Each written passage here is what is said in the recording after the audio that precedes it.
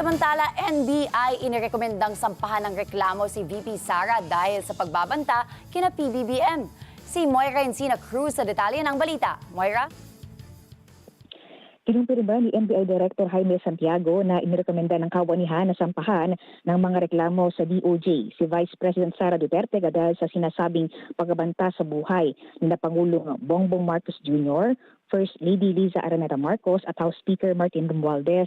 Ayon kay Santiago, mga reklamong inciting to sedition at grave threats ang isasampa laban sa pangalawang Pangulo.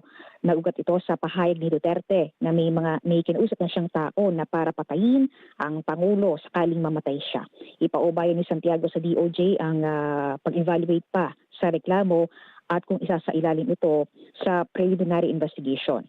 Tumanggi muna si DOJ spokesperson Nico Clavano na magkomento hanggang di pa nila formal na natatanggap ang reklamo ng NBI. Una nang itinanggi ni Duterte na pinagbantaan niya ang first couple at ang House Speaker. Moira Encina Cruz para sa Mata ng Agila, matatag, matapang, matapat.